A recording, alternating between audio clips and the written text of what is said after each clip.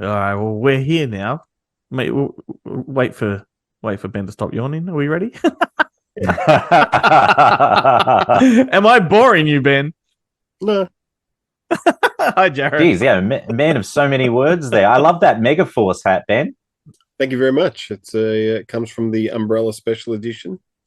Very nice. I had to put it on because the light Because blows. we were both wearing hats. That's why you had to put it on. You felt left out. You got the brief. We're all wearing hats in black. Apparently, no, the noggin blows out the light reading on the webcam. Oh, I was in a meeting with you the other day, and you looked angelic, like almost like Patrick Swayze in Ghost. Yeah. It's that freestyler effect straight off the top of his dome. Yeah.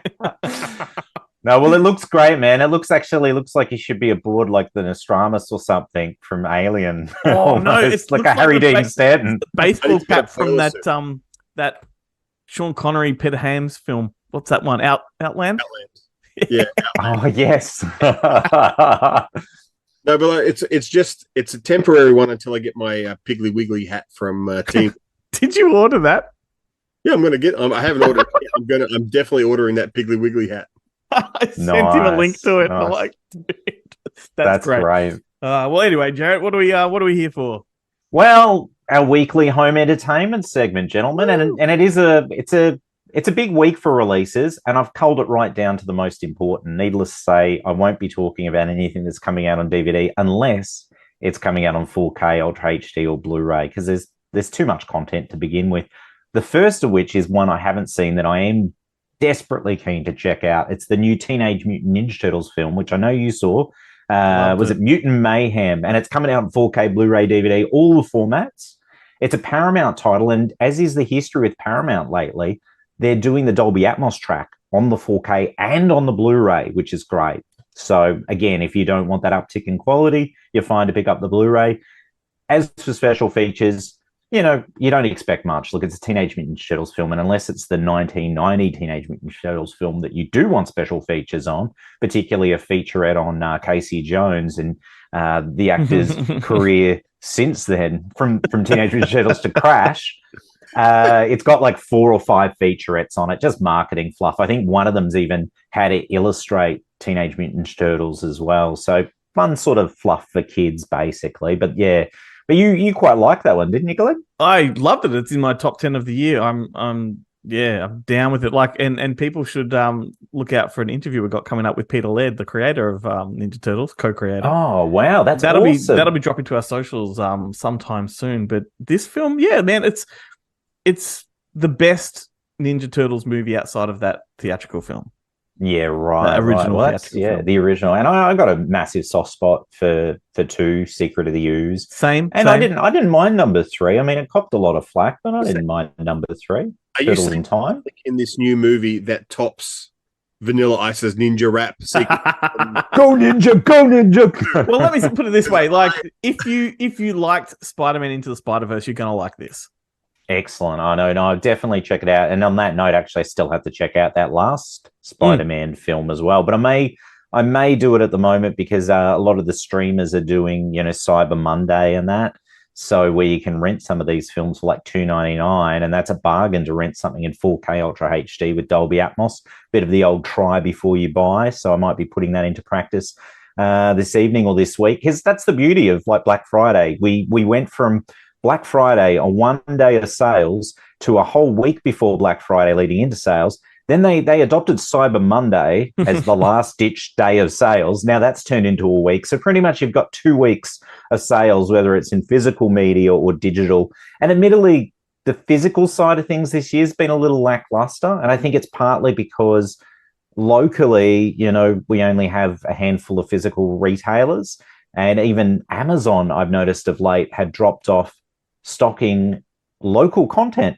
So some distributors, they don't sort of carry anymore. I guess there's maybe no margin in it for them, so they just don't see the value. And because people are using them primarily to import international titles, I guess that's where the money's coming from. I think it's the Australian distributors have decided to supply Amazon because right. No point in it.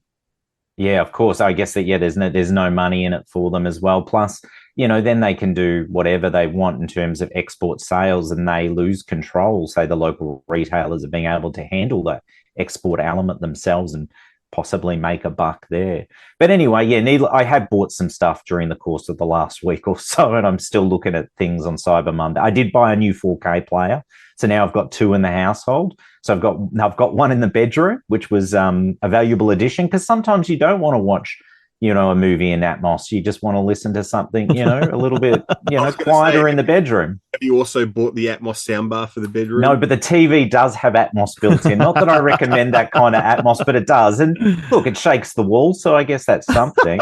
More than I'm doing these days in my old age with my bad back.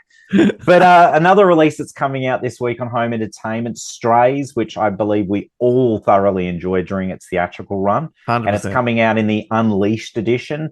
As far as I can tell, there's no extended cut of the film, because I don't know what you could add into that film to make it any more offensive and hilarious, as it were. But it has got a bunch of special features. There's actually a commentary on this one, which is cool, because we're not typically seeing so much commentaries these days, particularly on these studio comedies, but also 6 featurettes, and the featurettes themselves actually look like they'll be thoroughly entertaining. The only thing this film doesn't have, unfortunately, because it's only coming out on Blu-ray and DVD, it doesn't have Dolby Atmos, not even on the Blu-ray, which is a bit disappointing, because I want to hear those dogs bark and urinate and fornicate and do all that sort of stuff in Atmos. Sadly, it's not to be the case. And I don't see Universal double dipping with a 4K release of this one 6 months down the track. So this is the best we're probably going to get it. Needless to say, you can stream it digitally in 4K, which is downright offensive, but I'll be picking this one up, but I'm just going to wait for it to drop in price, because I don't need to see it again, but I will be really happy to revisit it in 6 months. I think it's one of the year's best comedies. Oh, I definitely. It's just comedies I tend to give a bit of a wider berth for, only because I like some of the jokes to hit me, again, and I almost forget about them. Whereas my memory of that film is pretty. I guess, that cyclone of pubic hair. It was just that stayed with me. I was a big fan. There's another title coming out from an indie. Sorry, let's not forget that today's new release is tomorrow's 3 for 30. Exactly. And you don't have to. It used to be a thing that would be 90 days or something before it could go into one of those, 2 for or 3 for campaigns or anything of that nature. Now it feels like you probably only have to wait, a month from release, and it's going to drop in price at least, if not into one of those campaigns. So yeah, I'm a little more selective when it comes to this. And look, it doesn't hurt to wait, because it paid off for the Black Phone, Megan, and what was the third one? Cocaine Bear. They all came out on 4K Ultra HD overseas. So I was able to, upgrade without having to try and sell a title that no one's interested in because it's in surplus at your local retailer. But the next title I want to mention is from an indie. It's from Madman. I haven't had a chance to see this one, but I'm dead keen to check it out, mainly because it's got John Hamm in the lead, but it's also got Tina Fey. And we're not really seeing Tina Fey in too many movies at this point in time. She's really moved into the producing realm, and the rumor is that she may even take over for Lorne Michaels when he eventually retires from SNL, if that ever actually happens. Have the new Mean Girls coming out. Well, yeah, that's true. But she didn't direct it, though. Yeah, she's in it. She wrote it. Yeah, she's in it. She's in it, and she's written it. But has she directed it? I don't think so. No, because I mean, yeah, it's crazy. I mean, get someone young to write that, But it's her property. Like, she came. It is. But I feel like you could get someone else in now. That is something that might actually benefit from fresh blood, as opposed to all of these other things where you've got really great filmmakers. You know what today's younglings are like. There's no way fresh blood could come in and make Mean Girls better. Oh yeah, it's true. I remember seeing the Heathers musical, and it was revolting. It was, and then the TV series, which I didn't even bother with, which I heard was just awful. The new generation don't believe in edginess. Like, they just don't. I'm hoping that Mean Girls is all of that, is basically, that sketch from, I think it's from SNL, when Steve Buscemi goes undercover as yes, hello, kids. Fellow cool kids or whatever. Yes. Well, yes. I do like the trailer. I'm down for that. The trailer for the new one looks really good.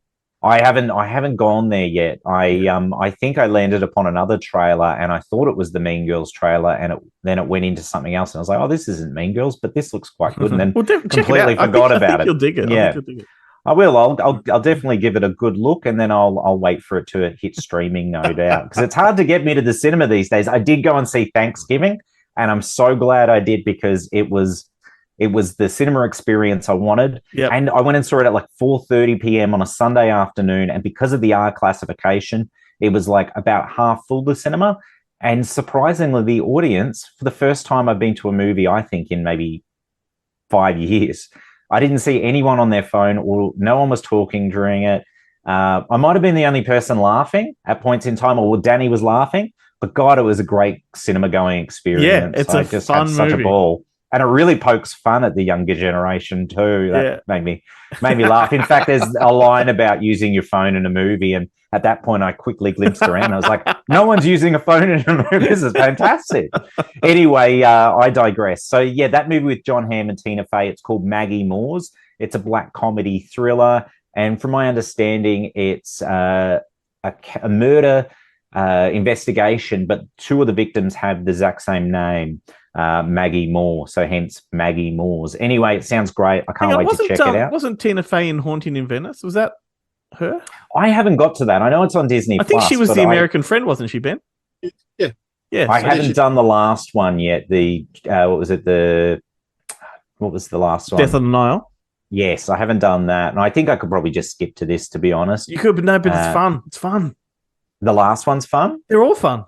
Oh, I had a really tough time with the first one. No, so did I. A David O. Russell production with those mustaches, and this was all on the show. But I had an issue with the first one until I watched number 2 and 3, and I'm like, suddenly I'm in love with this character, and I want to go back to the start. Like, and you did. You went back. Yeah, and it was different perspective. Okay, maybe I need to do that. I might be more attached to the classic Agatha Christie adaptations from the 70s and 80s. So I will get there. It's the run times that put me off sometimes. I look and I go 120, 140 minutes of that. But maybe I just treat it like a mini series and, give it 60, 70 minutes and then come back the following night and finish it off. I think that's I just did that Needful Things TV cut. And I treated it that way. I treated it as a TV miniseries, and it was great. Like, it was so good to see it play in a totally different form and flesh out some of the plot lines from the film. I've never had a problem with the film. I quite liked it, but I really enjoyed the alternate cut. And of course, that's available on that imprint release we spoke about the other week.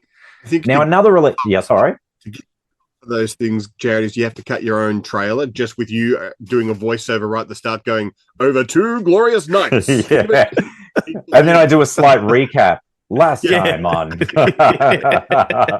So, but that's the way I'm going to treat Napoleon, the way I'm going to treat, Killers of the Flower Moon. So I think that's my new thing. Mind you, I don't mind binging 2 or 3 episodes of some series and it being 3 hours. But when it comes to the movie, I'll treat it as such.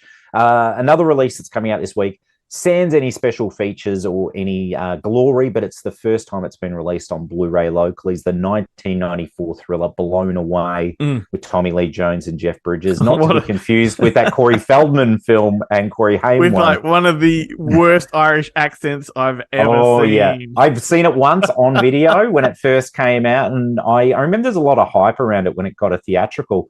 And then I watched it on video, and I was like, "Oh, what was that about? That was pretty average." As fuck, but it's fun. Yeah, I want to watch it, and I almost want to do it in a double with Arlington Road, because it's kind of, I just think that would be a good pairing of films.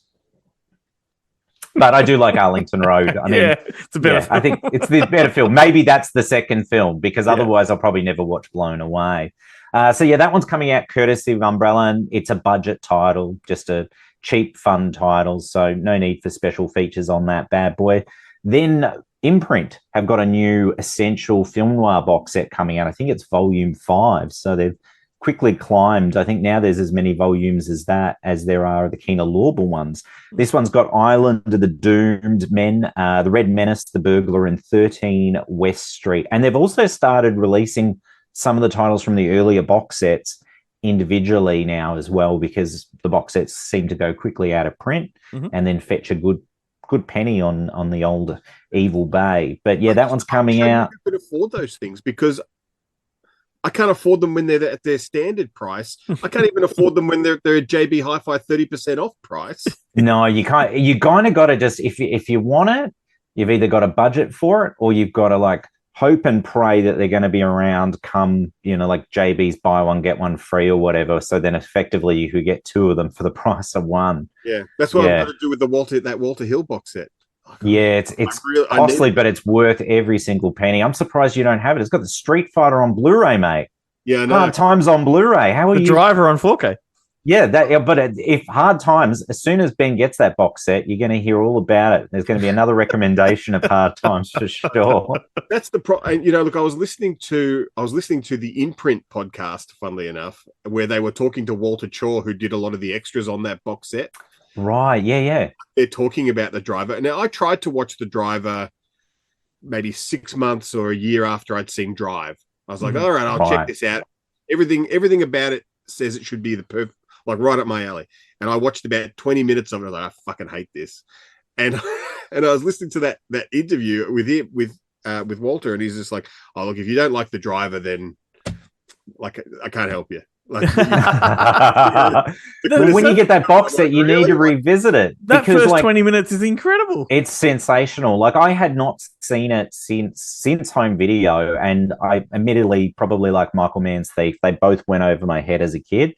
But upon revisiting it, it's just beautiful. It's just got that beautiful 70s crime film aesthetic where everything just plays out slowly, but really immerses you in that universe. And yeah, I think you didn't think much of Bruce. Did you not think much of Bruce Stern in this one, Glenn? I thought he was sensational. No, he annoyed the shit out of me. Yeah, I loved him. I loved him. Of times, but yeah, I've heard that he gives a really good, I think he was great in it. Yeah. I thought he was terrific. But I mean, yeah, I think shortly after that, I went on a bit of a binge of some of those, even as far. I think I was doing quite a few James Caan films, but I ended up redoing Rollerball. And Rollerball was a film that I grew up with and, always had a fondness for, but never thought was amazing or a masterpiece. But upon revisiting that, I fucking loved it. I was like, I feel like I almost rewatched the remake. I feel like Bruce Dern almost set the stereotype for that kind of, I don't know, that detective that's too busy eating a fucking Vietnamese bun roll, totally. While he's investigating some kind of murder. Yeah, and he's arrogant and shit. And I don't know, he just rubbed me the wrong way. Yeah, he's a real heel in it. It might have been his personality, actually, Bruce Dern's personality coming through that I just didn't resonate with me. No, understandable. But Ben, it's definitely due for a rewatch. Perhaps you could be a guest on your future podcast and have maybe even Glenn can host that episode and you finally watch, The Driver. Now, the last thing I want to mention is a little bit of news, and it's a title that's just dropped in quickly out of nowhere, and it's Expendables 4, and it's coming out on 4K Blu-ray and DVD on December 13th. So it's a swift release. And of course, they're releasing a multi-pack with all 4 features. You mean Expendables, right? Expendables. That's it. Yeah. I've got a confession to make, gentlemen, and this is definitely not one for Ben's podcast, but I've not seen one of these movies. I was going to say, and it's wrong because I like so many people in it. I tried the first one on a plane, and I just couldn't get 20 minutes into it. I was just like, this is work. I want to go to sleep, but this is actually boring me awake. How can all these people be in one movie and it not be any good? But it's been a decade since maybe the first one, over a decade since the first one came out. So maybe it's due time that I actually sit down and give these. Well, that's it. It's like last week you talked about Titanic. You didn't like that the first time. Well, this might be the same thing. True. It could very well be, but I don't know if they should even be put in the same sentences one another. You kind of hope that the Expandables, not Expendables. Expendables, not Expandables. Expandables would be like something you might buy at Sexyland. Oh, the Expendables is what I call my pants after Christmas lunch. What were you saying, Ben? I was going to say, hopefully it's like Fast and the Furious, where it takes up to number 6 to get good.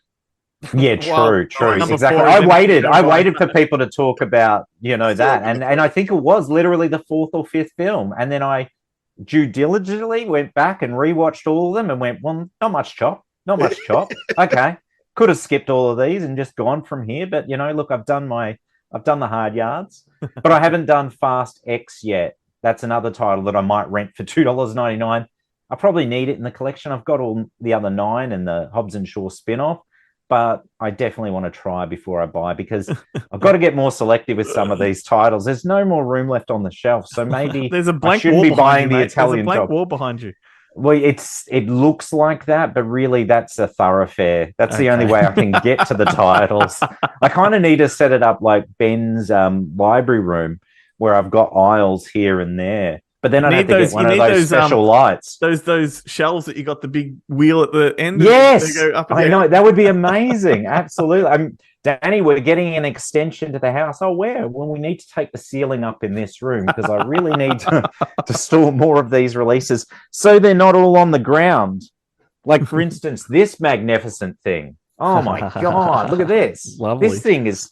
Honestly, I didn't think this thing was going to be as it's holding amazing as it is. Release of Possession for the people listening. Oh, yeah, of course. For the listeners, it's the Umbrella Collector's Edition. I don't think you can even order this anymore. It's probably off the site because it was only on pre-order. But God, it's fantastic. Like, it's just...